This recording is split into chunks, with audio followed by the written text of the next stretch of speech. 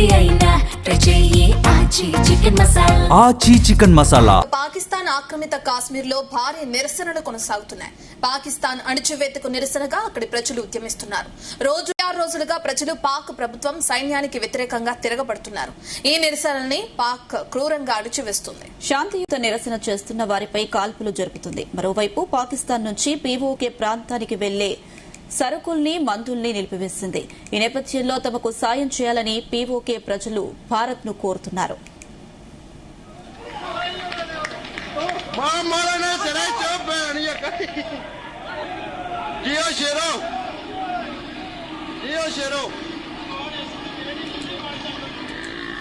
ఇక భారతదేశంలో నియంత్రణ రేఖకు అవతల నివసిస్తున్న ప్రజలు సాయాన్ని అభ్యర్థిస్తూ ఉద్యమ నాయకుడు సర్దార్ అమన్ ఖాన్ కీలక వ్యాఖ్యలు చేశారు. రావల్కోట్ ఈద్గా మైదానంలో జరిగిన భారీ బహిరంగ సభలో మాట్లాడుతూ తాము తీవ్రమైన ఆహార ఔషధ కొరతను ఎదుర్కొంటున్నామని, మనమంతా నియంత్రణ రేఖ వైపు వెళ్లాలా అంటూ ప్రజల్ని ప్రశ్నించారు. దీనికి అంతా అటువైపే వెళ్లండి అంటూ సమాధానమిచ్చారు. ప్రజల డిమాండ్లకు ప్రభుత్వ కాల్పులతో సమాధానమిస్తే దానికి ఇతర మార్గాలు ఉన్నాయని హెచ్చరించారు.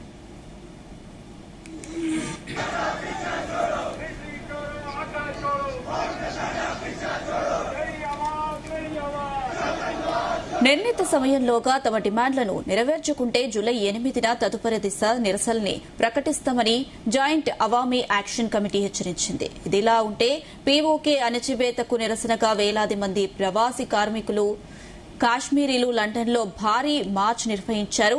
విద్యుత్ ధరలు, గోధుమ పిండి, ఇతర హక్కుల కోసం పీఓకే ప్రజలు గలమెత్తుతున్నారు. ఇదే కాకుండా కాశ్మీరీ శరణార్థులు పీఓకే శాసనసభలో రిజర్వేషన్ కల్పించడాన్ని వ్యతిరేకిస్తూ ఉద్యమాన్ని చేపట్టారు. ఇదే అంశానికి సంబంధించి మరిన్ని అప్డేట్స్ మా చీఫ్ న్యూస్ కోఆర్డినేటర్ రాధాకృష్ణ అందిస్తారు. రాధాకృష్ణ. Good afternoon Anusha. గత నెల రోజులుగా కూడా పీఓకేలో పెద్ద ఎత్తున ఆందోళనలు కొనసాగుతూ ఉన్నాయి. సో ఒకవైపు ఇస్లామాబాద్ సంబంధించి పాకిస్తాన్ ప్రభుత్వం సంబంధించి పెద్ద ఎత్తున మిలిటరీ ఆ సైనిక బలగాలు మోహరించినప్పటికీ ఇక పీఓకేలో మాత్రం ఇక ఆందోళనలు నిరసనలు మాత్రం కొనసాగుతూ ఉన్నాయి. సో ప్రధానంగా డిమాండ్లు మనం చూస్తూ ఉంటే కొద్ది రోజులుగా కూడా పీఓకేలో ప్రధానంగా ఎందుకు ఈ యొక్క నిరసనలు ఆందోళనలు వ్యక్తమవుతున్న దానికి ముఖ్య కారణం ఏంటంటే అక్కడ రీసెంట్ గా జరుగుతున్న పరిణామాలు. ఒకటి రాజకీయ కారణాలు అయితే నెక్స్ట్ ఇతరత్ర రెగ్యులర్ గా గత దశాబ్దాల కాలంగా కూడా ఉన్నటువంటి ఇతర ముఖ్యంగా అక్కడ ఉన్నటువంటి వనరులకు సంబంధించి ఏదైతే వనరులు ఉన్నాయో అక్కడ పెద్ద ఎత్తున సహజ వనరులు ఉన్నప్పటికీ ఆ సహజ వనరుల వల్ల స్థానికంగా ఉన్నటువంటి పీఓకే ప్రజలకు తప్పకుండా పీఓకే ప్రజలకు కాకుండా పాకిస్తాన్ ప్రభుత్వం వాటిని దుర్వినియోగం చేసుకుంటుంది. సో మాకు ఒకవైపు పెద్ద ఎత్తున విద్యుత్ ఛార్జీలు మాపై మోపుతా ఉంది. సో ఒకవైపు ద్రవ్యోల్బణం కారణంగా అధిక ధరలు, నిత్యావసర ధరలు పెద్ద ఎత్తున మాకు భారం పడుతోంది. ఇలాంటి తరుణంలో ఇక్కడ ఉన్నటువంటి వనరులను ఉపయోగించుకుంటున్నటువంటి పాక్ ఇస్లామాబాద్కి సంబంధించిన పాకిస్తాన్ ప్రభుత్వం ఇక్కడ ఉన్నటువంటి ప్రజలకు మాత్రం న్యాయం చేయలేకపోతుంది. సో ఒక రకంగా చెప్పాలంటే వనరులకు మాత్రమే కావాలి, పాకిస్తాన్కి సంబంధించి అక్కడ ఉన్నటువంటి ప్రభుత్వానికి సహజ వనరులు మాత్రమే కావాలి, కానీ పీఓకే ప్రజల యొక్క బాధ్యతలు కావచ్చు, బరువు కావచ్చు, లేక పీఓకే ప్రజల కష్టాలు పట్టవా అన్నట్టుగా కూడా అక్కడ డిమాండ్ వెళ్తుంది. సో ఒక రకంగా చెప్పాలంటే గత కొద్ది రోజులుగా కూడా ఏంటంటే అవామీ యాక్షన్ కమిటీ పెద్ద ఎత్తున నిరసన కార్యక్రమాలు చేపడుతుంది నెల రోజులుగా కూడా. సో దానికి రెండు కారణాలు చెప్తా ఉంది. ఒకటి ఏంటంటే విద్యుత్ ఛార్జీలు ఇటీవల కాలంలో పెద్ద ఎత్తున పెరిగాయి. సో ఒకవైపు ఎందుకంటే మొత్తం ప్రపంచవ్యాప్తంగా ఇటీవల కాలంలో పశ్చిమాసియాలో నెలకొన్న విద్యుత్ ఏదైతే పశ్చిమాసియాలో నెలకొన్న యుద్ధ పరిస్థితుల కారణంగా అక్కడ ఉన్నటువంటి మొత్తంగా ఏదైతే పెట్రోల్ కావచ్చు, డీజిల్ కావచ్చు, చమురు ధర పెరగడం వల్ల నిత్యావసర ధరలు కూడా ఆకాశాన్ని అంటాయి. సో అక్కడ ఉన్నటువంటి ప్రజల జీవన ప్రమాణాలు అంతా కూడా దెబ్బతిన్నాయి. దీంతో ఈ నేపథ్యంలో పీఓకేలో కూడా అట్లాంటి పరిస్థితి వచ్చింది. సో పీఓకేకి ముఖ్యంగా ప్రధానంగా అక్కడ పీఓకే ప్రజల డిమాండ్ ఏంటంటే ఇక్కడ ఉన్నటువంటి నీలం, జీలం, చినాబ్ నదులు ఉన్నాయి. సో వాళ్ళకి సంబంధించి పెద్ద ఎత్తున హైడ్రో పవర్ ప్రాజెక్ట్స్ ఉన్నాయి. మొత్తం పాకిస్తాన్ దేశానికి సంబంధించినటువంటి 60% పైగా విద్యుత్ ఇక్కడ ఈ పీఓకేలోనే ప్రొడ్యూస్ చేస్తున్నారు. సో అట్లాంటిది సో ఇక్కడ నుంచే పవర్ ప్రొడ్యూస్ అవుతున్నప్పటికీ ఇక్కడ మాత్రం అక్కడ ఉన్నటువంటి పీఓకే ప్రజలకు విద్యుత్ ఛార్జీలు ఎందుకు అంత స్థాయిలో భారీ స్థాయిలో పెంచుతున్నారు? సో ఇక్కడ నుంచే విద్యుత్ ప్రొడ్యూస్ చేసుకుంటున్నారు కాబట్టి ఖచ్చితంగా మాకు విద్యుత్ ఛార్జీల విషయంలో కొంత మినహాయింపు ప్రకటించాల్సిందే అని చెప్పేసి దశాబ్ద కాలం కూడా ఈ డిమాండ్ ఉంది. గతంలో కొంత అక్కడ ఉన్నటువంటి పాలకులు దిగి వచ్చి కొంత మినహాయింపు ఇచ్చారు, కానీ అది మళ్ళీ ఒకసారి తిరిగి మొదటగా మళ్ళీ ఛార్జీలు పెంచడంతో ఇప్పుడు పరిస్థితి మరొకసారి ఇప్పుడు విద్యుత్ ఛార్జీల అంశం పట్టు చుట్టూ తిరుగుతుంది. సో ఇదొక డిమాండ్ అయితే ఇక అత్యంత కీలకమైనది ఇటీవల కాలంలో మొత్తంగా ఏదైతే ఒక విద్యుత్ ఛార్జీల అంశం కావచ్చు, సహజ వనరులకు సంబంధించి ఒక విద్యుత్ ఒకటే కాదు, దీంతో పాటు అనేకమైనటువంటి సహజ వనరులు ఉన్నాయి. ముఖ్యంగా అక్కడ ఉన్నటువంటి గ్రానైట్ కు చాలా ప్రపంచ ప్రసిద్ధి చెందినటువంటి గ్రానైట్ ఉంది. సో అక్కడ వివిధ దేశాలు కూడా ఎగుమతి చేస్తున్నారు. సో దీన్ని ఎక్స్పోర్ట్ చేసి కూడా పాక్ ప్రభుత్వం పెద్ద ఎత్తున ఆదాయాన్ని గడిస్తుంది. సో ఒకవైపు అక్కడ ఉన్నటువంటి ఏదైతే గ్రానైట్ సంబంధించినటువంటి కంపెనీస్ ఉన్నాయో అందులో పాకిస్తాన్ సంబంధించి స్థానికంగా పీఓకే ప్రజల కన్నా ఇతరత్ర వాళ్ళకు ఇక్కడ పాకిస్తాన్ నుంచి వివిధ ప్రాంతాల నుంచి వచ్చిన వారికే ఉపాధి అవకాశాలు కల్పిస్తున్నారు. సో ఇదో రకంగా మాకు ఇబ్బందికరంగా మారుతా ఉంది అనేది ఒక అంశం. ఇక దీనికి తోడు అక్కడ ప్రకృతి అందాలకు ఎట్లాగో పెద్ద ఎత్తున, ఎందుకంటే నీటి అవకాశాలు ఉన్నాయి, వాటర్ సోర్స్ ఉంది కాబట్టి సో ప్రకృతికి సంబంధించిన రమణీయ కొండలు కావచ్చు, అక్కడ చుట్టుపక్కల మొత్తం కూడా పెద్ద ఎత్తున పర్వత ప్రాంతాలు ఉంటాయి కాబట్టి సో మొత్తంగా సహజ సిద్ధమైనటువంటి వనరులతో పాటుగా ప్రకృతి అందాలకు నెలకొన్నటువంటి పీఓకేలే ఇప్పుడు కేవలం పాకిస్తాన్ తమను అక్కడ ఉన్నటువంటి వాటిని సహజ వనరుల కోసం తమ ఆదాయ ఒకగా ఈ పీఓకేని మొత్తం ఆదాయ వనరుగా మార్చుకుంటుంది తప్ప అక్కడ పీఓకే ప్రజల కష్టాలను పట్టించుకోవడంలో విఫలమవుతుంది. సో ఇక్కడ ఈ నేపథ్యంలో మేము స్వతంత్రంగా స్వయం ప్రతిపత్తిగా ఉండాలనుకుంటున్నామని చెప్పేసి ఒక డిమాండ్ను తెరపైకి తీసుకొస్తుంది. సో దీనికి తోడు ఇక్కడ చాలా అత్యంత కీలకమైన అంశం ఏంటంటే ఇక్కడ రాజకీయ అంశం కూడా ఇప్పుడు దీనికి సామాజిక అంశంతో పాటు ఇతరత్ర ఇప్పుడు జరుగుతున్నటువంటి ఏదైతే అక్కడ ఉన్నటువంటి ఆర్థిక వనరులకు సంబంధించి కావచ్చు, విద్యుత్ ఛార్జీలు కావచ్చు, ఇతర అనేకమైనటువంటి నిత్యావసర ధరల పెరుగుదలతో పాటుగా దీనికి సైమంటెన్స్ గా ప్యారలల్ గానే రాజకీయ అంశం కూడా ఈ యొక్క మొత్తం ఉద్యమాన్ని మరింత పతాక స్థాయికి తీసుకువెళ్లజేసింది. ప్రధాన కారణం ఏంటంటే మొత్తంగా పీఓకేలో దాదాపుగా 65 నుంచి 70 లక్షల మంది జనాభా ఉంటారు. సో ఈ నేపథ్యంలో అక్కడ ఎన్నికలు రాబోతున్నాయి. సో జూలై 25న ఎన్నికలు ఉండబోతున్నాయి. ఇలాంటి తరుణంలో గత కొద్ది రోజులుగా కూడా ఎన్నికల ప్రక్రియ కొనసాగుతుంది. అయితే ఈ తరుణంలో ఎందుకు ఎన్నికల సమయంలోనే పీఓకేకి సంబంధించినటువంటి స్థానికంగా ఉన్నటువంటి అవామీ యాక్షన్ కమిటీ ఎందుకు ఆందోళన దిగుతుంది అంటే అవామీ యాక్షన్ కమిటీ యొక్క ఆందోళన యొక్క ప్రధాన కారణం ఏంటంటే మొత్తంగా 53 సీట్లు ఉంటాయి. 53 సీట్లలో మొత్తంగా 8 రిజర్వేషన్ కంటే రిజర్వ్ సీట్లు ఉంటాయి. సో మిగతా 45 సీట్లకు సంబంధించి అందులో 12 సీట్లు పాకిస్తాన్ సంబంధించినటువంటి శరణార్థులకు కేటాయించడమే ఇప్పుడు పెద్ద ఎత్తున రచన ఉంది. రచ్చకు వివాదానికి ఒక ఆందోళన కారణమవుతుంది. ఎందుకంటే ఉన్నవే తక్కువ సీట్లు, అందులో 12 సీట్లు శరణార్థులకు కేటాయిస్తే ఇక్కడ స్థానికంగా ఉన్నటువంటి పీఓకేకు సంబంధించినట్టు ఎలా న్యాయం చేయగలుగుతాము? సో ఇతరత్ర వాళ్ళకు ఒకవైపు రిజర్వేషన్ అంటే 8 సీట్లు పోతాయి. సో 12 మందికి పెద్ద ఎత్తున శరణార్థులకు సీట్లు కేటాయిస్తే ఇక్కడ ఉన్నటువంటి స్థానికంగా ఉన్నటువంటి వారి పరిస్థితి ఏంది? ఎందుకంటే స్థానికంగా ఉన్నటువంటి ఎంతో మంది అక్కడ ప్రజల కష్టాలను బయటకు చెప్పగలిగే అవకాశం ఎందుకు ఉంటుంది? సో ఇక్కడ రాజకీయంగా మేము ఉనికిని కోల్పోతున్నాం, రాజకీయం కూడా మా అస్తిత్వం దెబ్బతింటుంది అనే ఒక ప్రధాన కారణంతోనే అవామీ యాక్షన్ కమిటీ ఇప్పుడు పెద్ద ఎత్తున ఆందోళన కొనసాగిస్తాం. సో ఈ అవామీ యాక్షన్ కమిటీ గత దశాబ్దాలకు కొనసాగుతుంది. సో దీంట్లో ముఖ్యంగా కేవలం ఇది ఒక రాజకీయ సామాజిక అంశంతో పాటు కాకుండా మొత్తం అక్కడ స్థానికంగా ఉన్నటువంటి అనేక అంశాలపైన ఆందోళనలు, ధర్నాలు, నిరసనలు, తమ ప్రజల కష్ట నష్టాలను కూడా ఈ అవామీ యాక్షన్ కమిటీ ప్రతినిత్యం కూడా ఆందోళన కొనసాగుతుంది. ఇందులో విద్యార్థులు, న్యాయవాదులు, ఇతర పౌర సమాజం నేతలు, ఇతరత అన్ని వర్గాలు, డాక్టర్లు, చదువుకున్న మేధావులు అంతా కలిసి ఈ అవామీ యాక్షన్ కమిటీ ఉంది. సో ఈ మధ్య కాలంలో ఈ అవామీ యాక్షన్ కమిటీ తమ వాయిస్ ను పెంచింది, ఆందోళన పెంచింది. దీనికి ప్రధానంగా ఏంటంటే అక్కడ పాకిస్తాన్ సంబంధించి ఇస్లామాబాద్ కేంద్రంగా కూడా మాపై ఒత్తిడి కొనసాగిస్తూ ఉంది. మా పైన కొంత ఏంటంటే మమ్మల్ని బానిసలుగా మార్చుకొని మాపై ఒత్తిడి కొనసాగిస్తూ ఇప్పుడు ఇటీవల కాలంలో మొత్తంగా కూడా అక్కడ ఉన్నటువంటి సర్దార్ అమన్ ఖాన్ ఎవరైతే ఉన్నారో అవామీ యాక్షన్ కమిటీకి సంబంధించి అత్యంత కీలక నేతగా ఉన్నటువంటి సర్దార్ అమన్ ఖాన్ చేసిన ప్రకటన మొత్తం ప్రపంచవ్యాప్తంగా సంచలనంగా మారింది. ప్రధాన కారణం ఏంటంటే అతను చేసిన ప్రకటనలో ఏంటంటే పీఓకేలో చాలా మంది యువతను మొత్తంగా తీవ్రవాదులుగా ముద్ర వేస్తుంది పాకిస్తాన్ ప్రభుత్వం.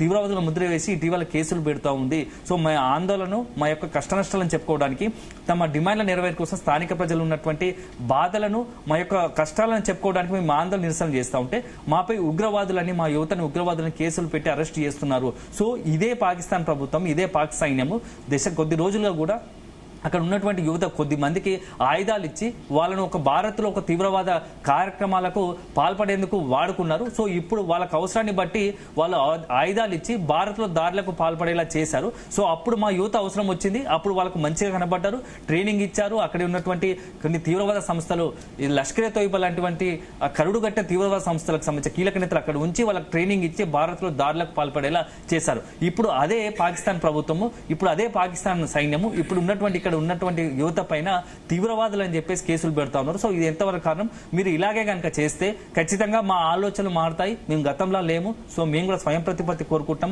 అవసరమైతే మేము భారత్లో కలవడానికి కూడా సిద్ధంగా ఉన్నామంటూ ఒక సంచలన ప్రకటన కూడా అక్కడ వెలువడుతుంది. సో అవామీ యాక్షన్ కమిటీ తీరు చూస్తూ ఉంటే ఈ ఆందోళన ఇలాగ కొనసాగిస్తే మాత్రం పాకిస్తాన్ కు పెద్ద హెచ్చరికలాగా మారబోతా ఉంది. ఎందుకంటే ఇప్పుడు ఉన్నటువంటి పరిస్థితుల్లో అక్కడ ఉన్నటువంటి పాకిస్తాన్ ప్రభుత్వంలో పెద్ద ఎత్తున ఒకవైపు నిరుద్యోగం కావచ్చు, మరోవైపు నిత్యావసర ధరల పెరుగుదల, దానికి తోడు రాజకీయ అస్థిరత, దాంతోపాటు ప్రపంచవ్యాప్తంగా నెలకొన్న పరిస్థితుల్లో పాకిస్తాన్ కి సంబంధించి తీవ్రవాద దేశం కూడా ఇప్పటికే ముద్రపడ్డది. సో ముఖ్యంగా పెహల్గాం దాడి, ఆ తర్వాత ఆపరేషన్ సింధూర్ తర్వాత పాకిస్తాన్ కి సంబంధించి పాకిస్తాన్ పైన భారత్ తీసుకున్న చర్యలు మొత్తం ప్రపంచవ్యాప్తంగా ఒక రకంగా చెప్పాలంటే ఆలోచింపజేశాయి. పెహల్గాం దాడి కట్టిన తర్వాత అమాయకులను హిందువులను టార్గెట్ చేసి చంపిన తర్వాత సో పాకిస్తాన్ పై ప్రపంచవ్యాప్తంగా కూడా పెద్ద ఎత్తున నిరసనలు వెల్లువెత్తాయి. ఎందుకంటే పాకిస్తాన్ లో దాదాపుగా అక్కడ ఉన్నటువంటి వాటిలో తీవ్రవాద కీలకమైన ప్రపంచవ్యాప్తంగా పేరొందిన తీవ్రవాద సంస్థలకంతా నిలయంగా కూడా పాకిస్తాన్ దానికి సంబంధించి కీలకమైన అంశాలు కూడా ఇటీవల కీలకమైన ఆధారాలు కూడా తర్వాత మనం బయట పెట్టగలిగాం. సో రకంగా ప్రపంచవ్యాప్తంగా కూడా తీవ్రవాద దేశంగా పాకిస్తాన్ ముద్రపడ్డది ఒక కారణం అయితే,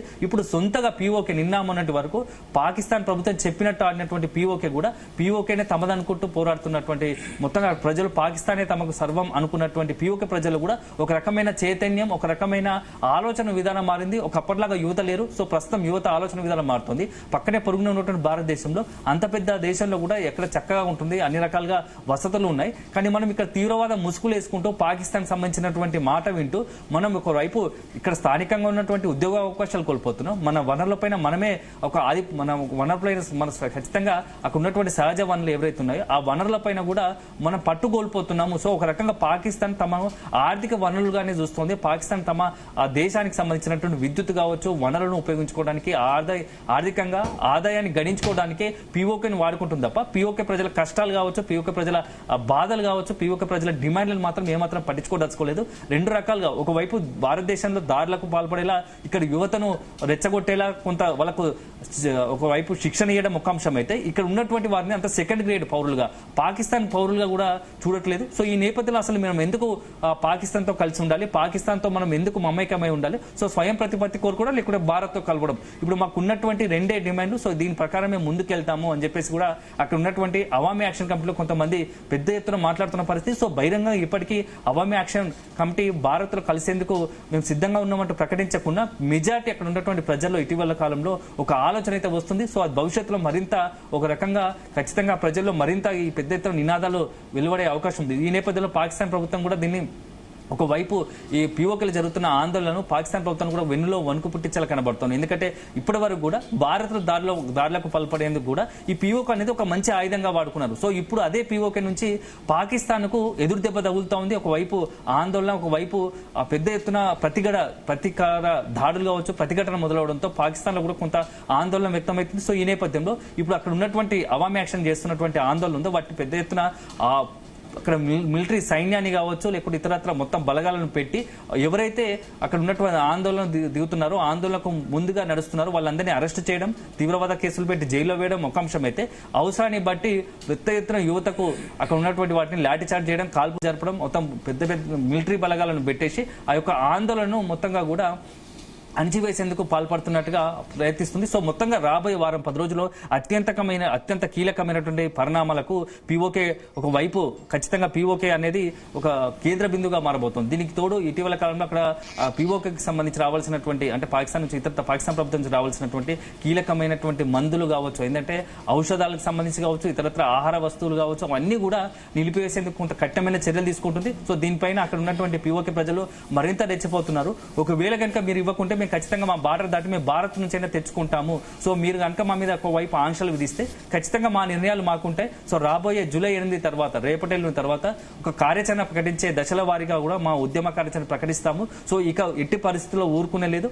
పాక్ ప్రభుత్వాన్ని ఆధిపత్య ధోరణిని పాకిస్తాన్ ప్రభుత్వం తమపై చేస్తున్నటువంటి ఈ దాష్టికాన్ని ఎట్టి పరిస్థితుల్లో ఒప్పుకునే లేదు. ఎందుకంటే ఇప్పటివరకు కాల్పులు జరిపారు, లాఠీచార్జ్ చేస్తున్నారు, మాపై దగ్గర ఉన్నటువంటి యువత పైన తీవ్రవాదుల కేసులు పెడుతున్నారు. ఇక భరిస్తున్నాము, ఇక భరించే ఓపిక లేదు, ఇక మా నిర్ణయాలు మాకుంటాయి, మేము కనుక తిరగబడితే ఎలా ఉంటుందో కూడా మీరు రుచి చూడాల్సి ఉంటుంది అని చెప్పేసి కూడా పాక్ ప్రభుత్వానికి ఒక రకంగా హెచ్చరిక జారీ చేస్తున్న పరిస్థితి కనబడుతుంది. సో మొత్తం ఈ పరిణామాలను కూడా భారత ప్రభుత్వం కూడా అత్యంత కీలకంగా గమనిస్తూ ఉంది. ఎప్పుడు ఎలాంటి పరిస్థితి అయినా రావచ్చు కాబట్టి. సో ఒకవైపు సెక్యూరిటీ పరంగా కూడా మనం అలర్ట్గా ఉంటూనే పీఓకేలో ప్రతి పరిణామాన్ని కూడా ప్రతిరోజు కూడా అక్కడ ఉన్న జరుగుతున్న పరిణామాలను ఎప్పటికప్పుడు అబ్జర్వ్ చేస్తూ అవసరాన్ని బట్టి పీఓకే విషయంలో భారత్ ఎలాంటి నిర్ణయం తీసుకోవాల్సి వస్తే ఖచ్చితంగా ఒక నిర్ణయం కూడా తీసుకునే అవకాశం లేకపోలేదని చెప్పేసి కూడా తెలుస్తుంది. సో అల్టిమేట్ గా చూడాలి రాబోయే కొద్ది రోజుల్లో పీఓకే అంశంలో అనేకమైనటువంటి సంచలనాలకు కేంద్ర బిందువుగా మారే అవకాశం అయితే కనబడుతుందని చెప్పవచ్చు. Anusha. Right Radhakrishna, thank you.